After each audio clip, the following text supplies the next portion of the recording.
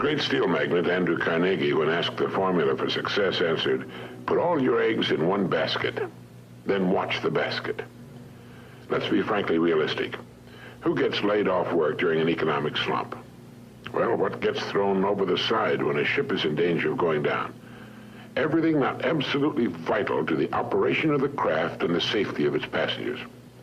And it's the same with a business or any other organization.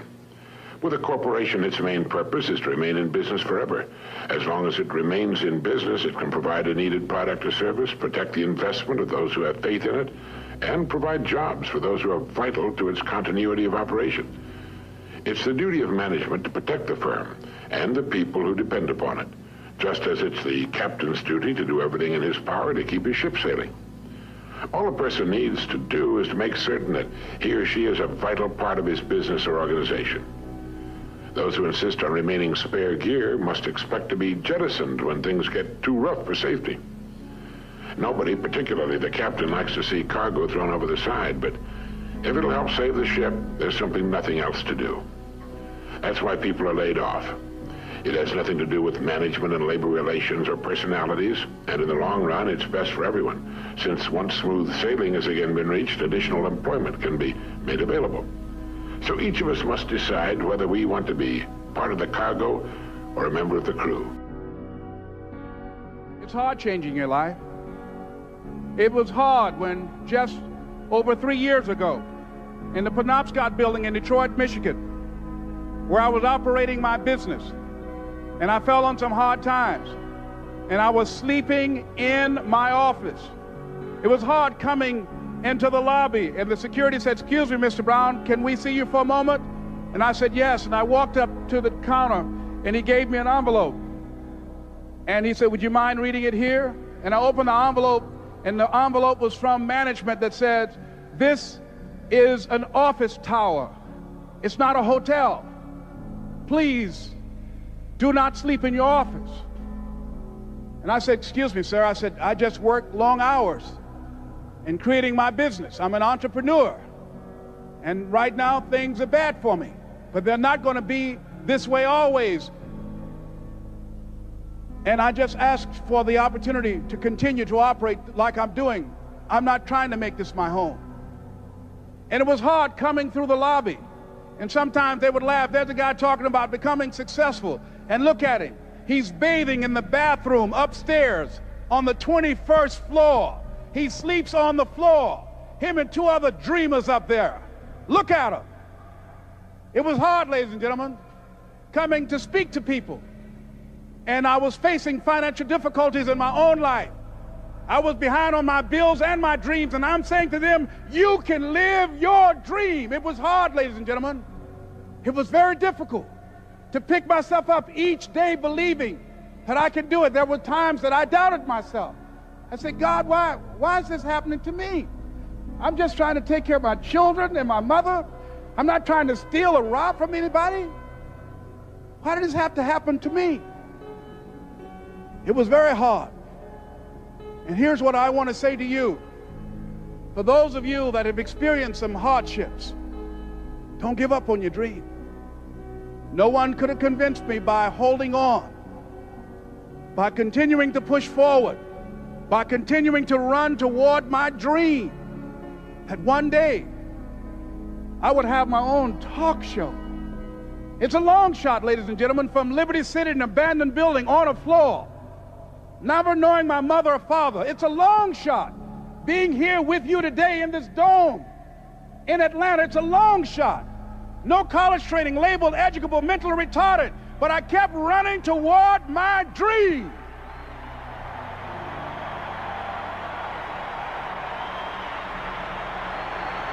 Don't stop.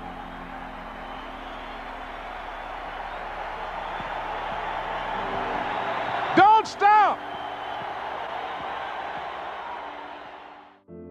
You know, my dad was an underground parking lot attendant, and I had no business background, but I had this passion to help people.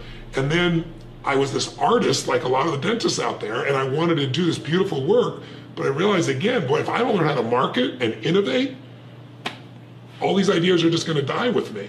And so I developed those skills. And once I learned how to do that, how to do more for a client than anybody else, how to add more value, how to get obsessed about everything you can do for these people. When you do that, you don't have satisfied customers. Satisfied customers go away. You have raving fans, and raving fans stay. And raving fans tell everybody else, and raving fans are what build your brand and what grow you.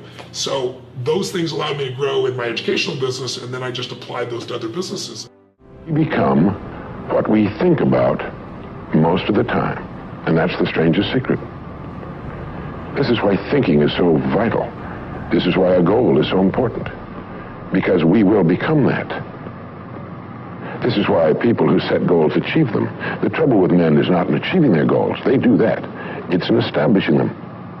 We must love them. We must help them. We must serve them, because our whole success will depend on our ability to do these things. But never lose our own individuality and our identity by permitting ourselves to become submerged in what has historically proved itself to be little more than a suffocating sea of indirection and purposelessness. If we want to emulate someone, fine, but let's be choosy in whose steps we follow. It's the only life we've got. And remember to think. Imagination is everything, and we can become what we can imagine. If you find yourself getting depressed and down at the mouth, as we all get once in a while, you might want to remember this quotation by Dean Briggs. He said, "Do your work. Not just your work and no more, but a little more for the lavishing's sake. That little more which is worth all the rest. And if you suffer as you must, and if you doubt as you must, do your work. Put your heart into it, and the sky will clear." Have you ever thought how your life could be better off if you had gotten your Harvard degree? Well, I'm a weird dropout because I take college courses all the time. I love learning company courses and things, so I loved being a student. And there were smart people around, and you know, they fed you, and they gave you these nice grades that made you feel smart. So I feel it was unfortunate that I didn't get to stay there, but I don't think I missed any knowledge, because you know, whatever I needed to learn, I was still in a learning mode. Everyone in this room knows how to create. You're not a manager of your life, you're a creator of your life, or you wouldn't be in this room. How do you create your life? You get hungry for something, don't you? Who has done something in your life that once seemed difficult or impossible, and now it's part of your life? Who's got something in your life in this area? Say I. How did you do it? You created it 3 ways. Number 1, you decided there's something you wanted so bad that you unleashed all your desire. You became obsessed with it. If it was a business or a car or a relationship or a transformation in your body, if there's something you once envisioned and now it's real, it's because you didn't just envision it, you brought so much emotion to it that now it's in your life. It was once a dream, it was once a goal, and now it's in your life. How many have something like that in your life now? Say I. You may take it for granted now, hopefully not, but it was once just a vision. It may have seemed impossible at one time. So how did you do it? You started with a concrete vision of what you wanted, and you focused on it continuously, didn't you? Wherever focus goes, energy flows. You envisioned something, you got clear about it, and then you started thinking about all the reasons why you wanted it. You got excited about it. Said, this is what's next for me now. I want this.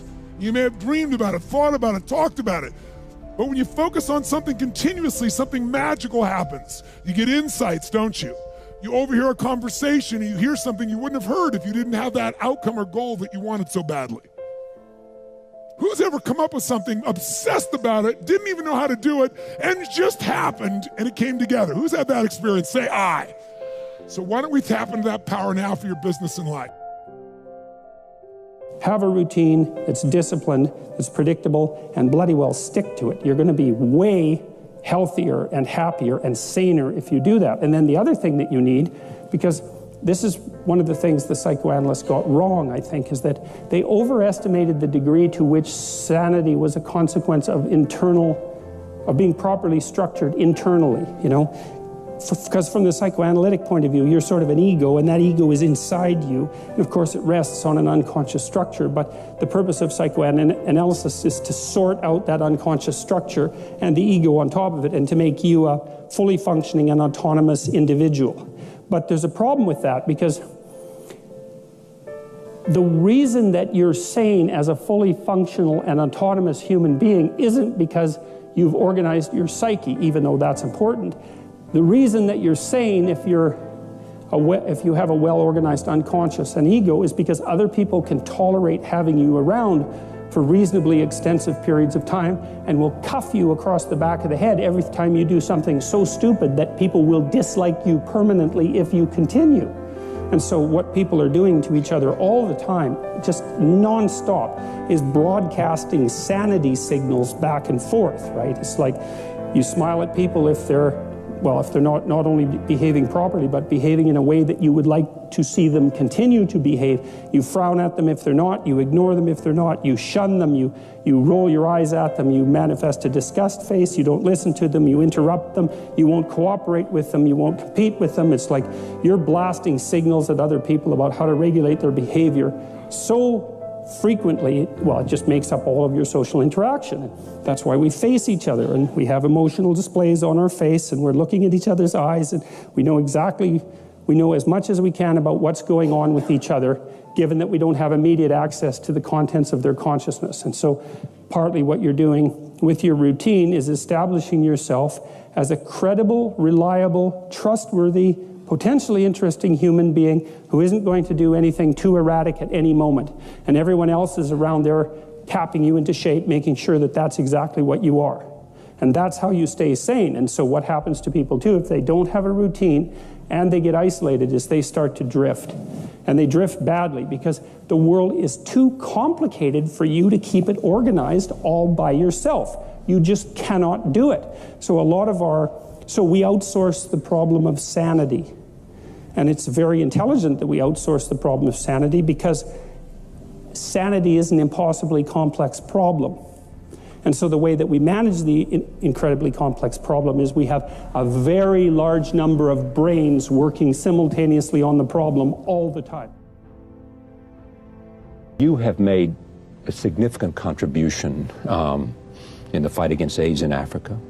You have funded, to a large degree, vaccines and vaccine research. Give me a sense of where that's directed and what success you think we're making, and your own particular interest in public health in the world. Well, this is a real passion for me, so I'll give a succinct answer. People, I think, don't have a full awareness how 4 billion of the 6 billion people on this planet don't have basic health needs met.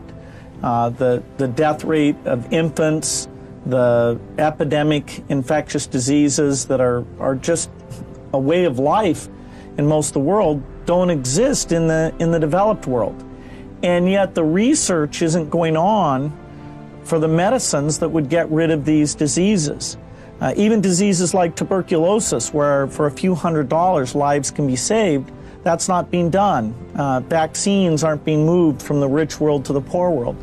AIDS is the most extreme, where the prevention measures that could prevent this from becoming a huge epidemic in countries like India, Nigeria, and many countries where it's not in huge percentages hasn't today. Reached the proportions of Africa. The right things, I think, are not being prioritized. So the foundation that my wife and I have taken as its top priority these world health issues, the research, getting the vaccines out.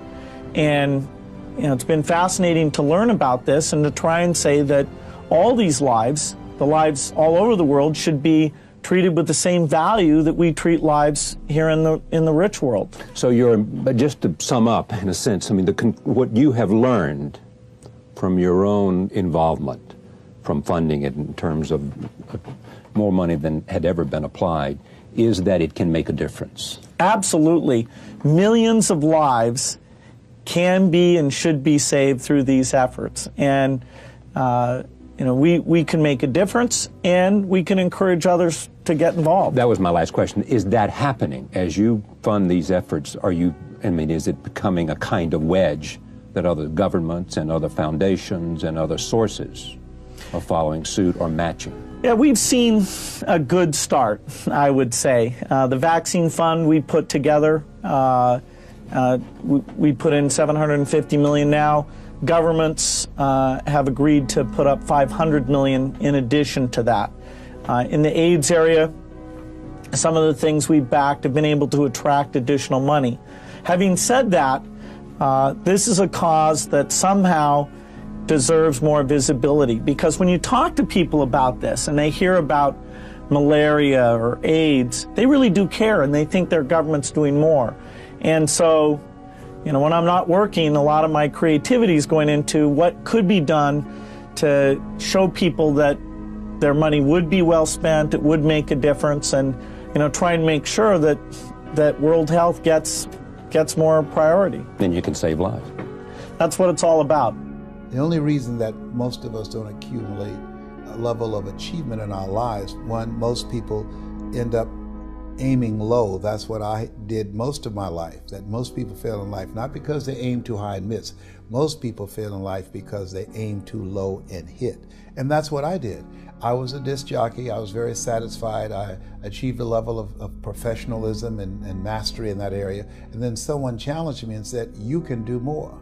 And it took him 14 years to convince me to become this person that you now see. This person that you now see, this voice, which I consider my power voice, I had absolutely no idea that this person existed.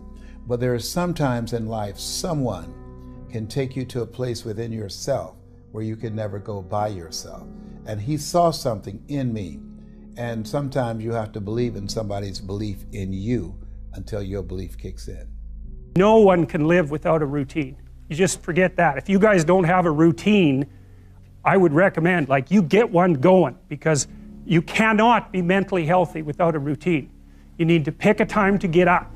Whatever time you want, but pick one and stick to it, because otherwise you dysregulate your circadian rhythms and they regulate your mood.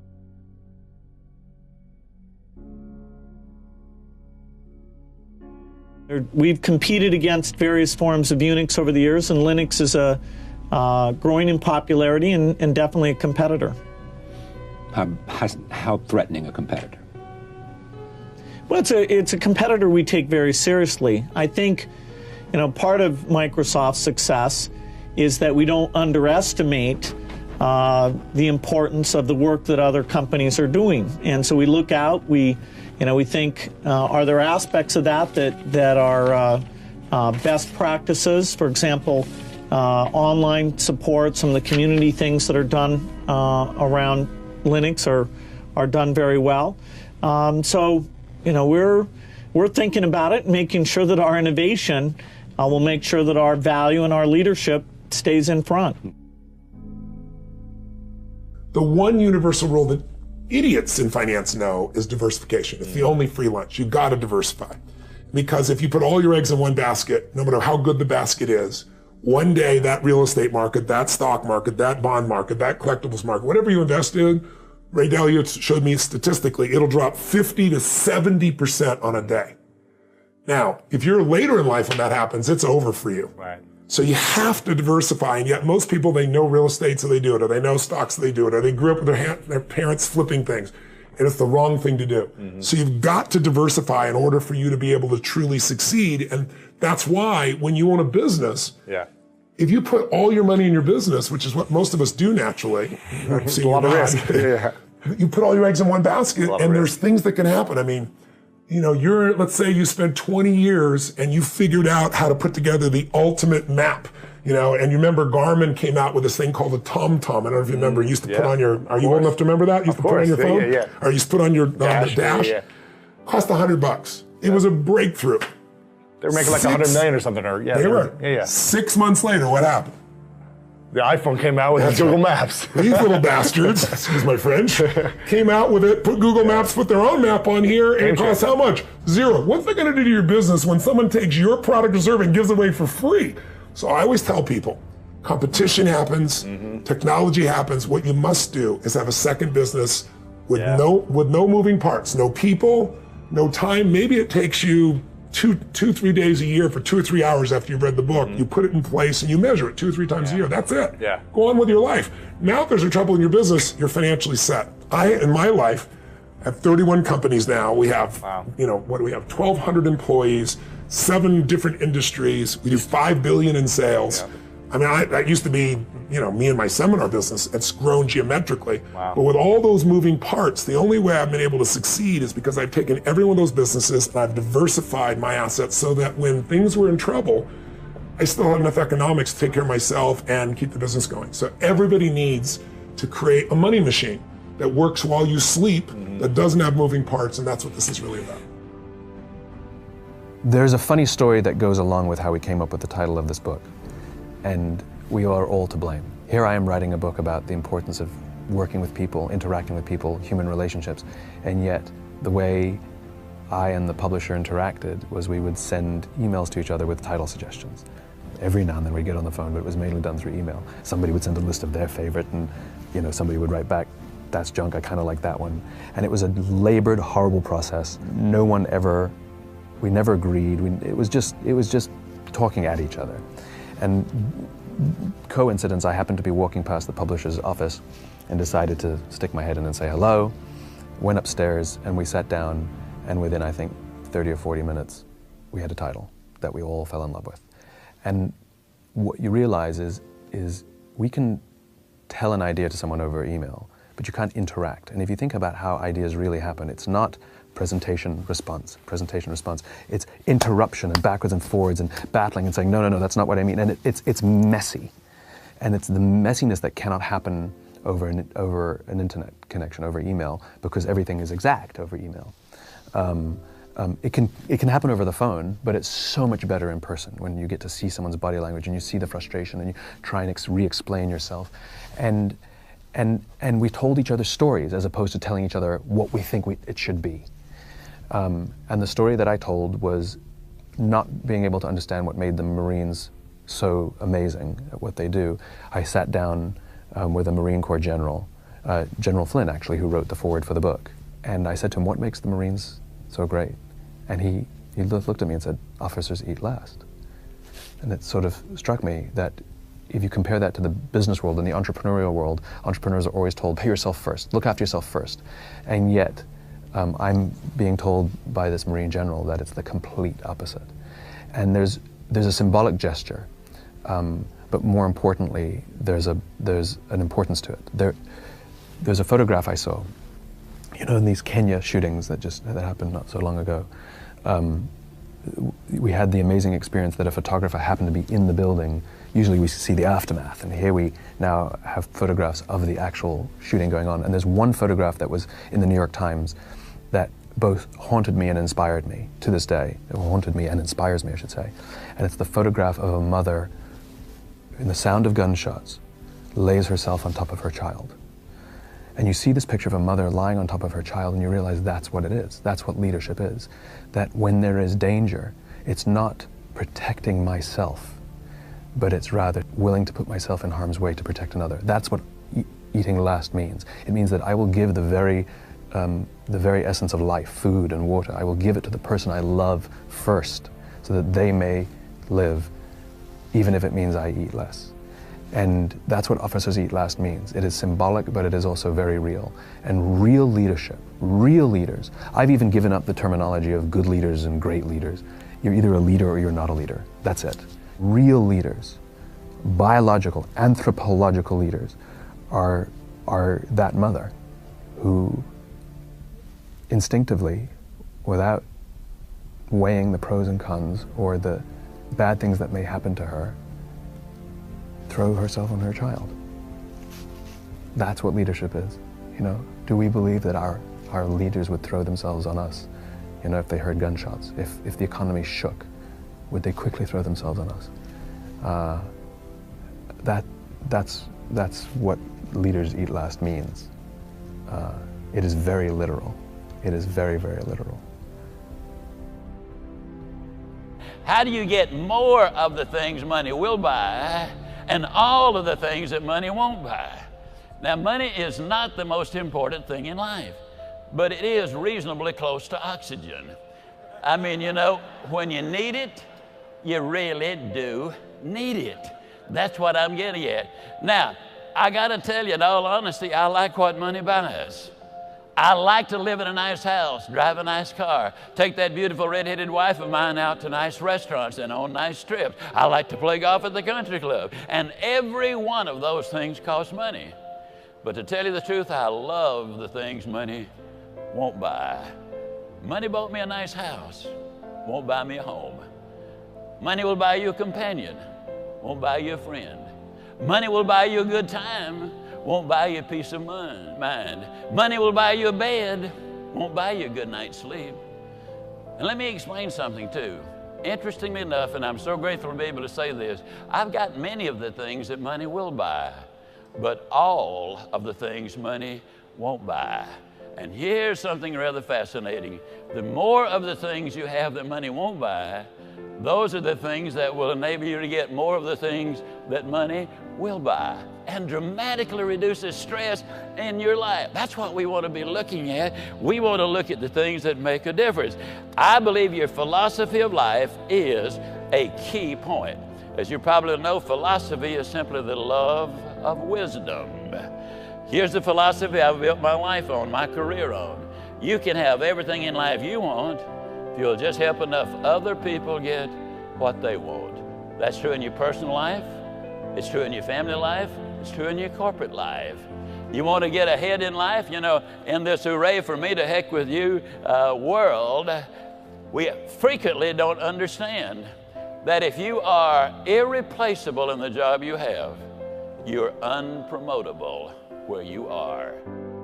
My father owned, it actually was an old bakery. When I was growing up, my father was an electrician and a refrigeration man. We would install supermarkets. You see the long freezer cases in supermarkets. We would install those long freezer cases and all the lights.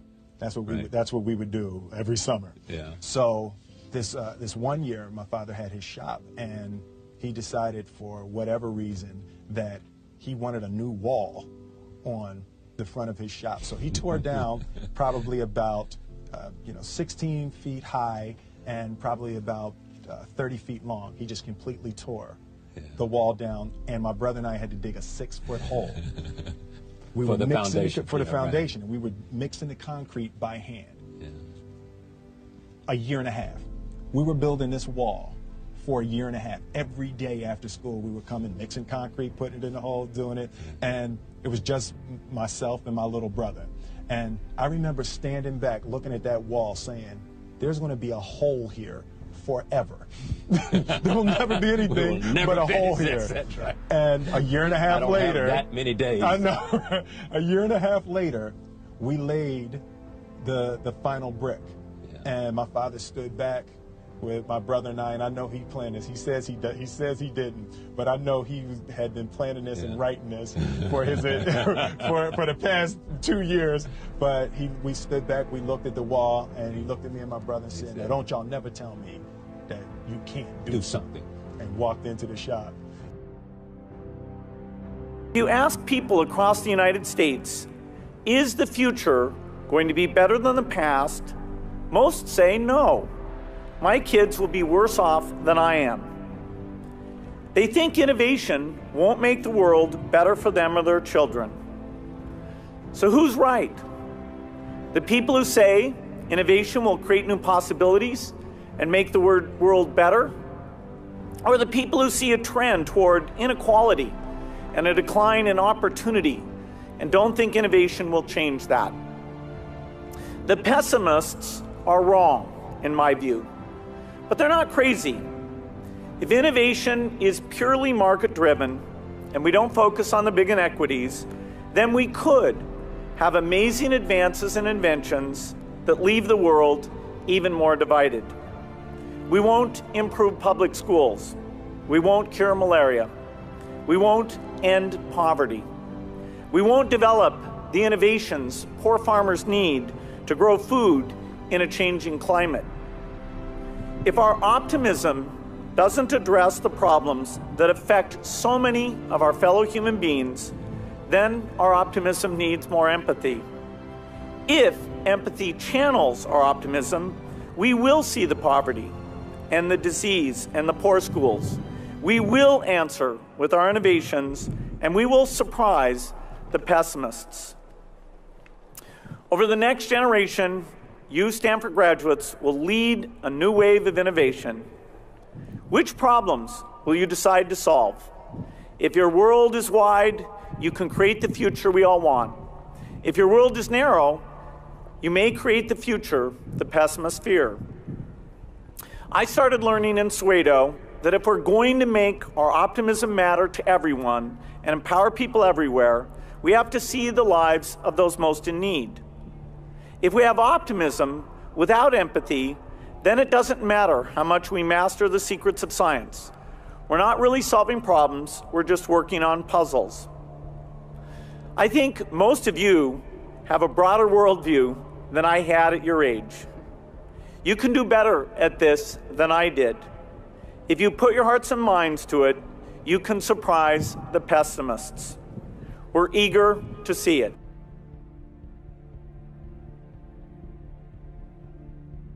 Great steel magnate Andrew Carnegie, when asked the formula for success, answered, "Put all your eggs in one basket, then watch the basket."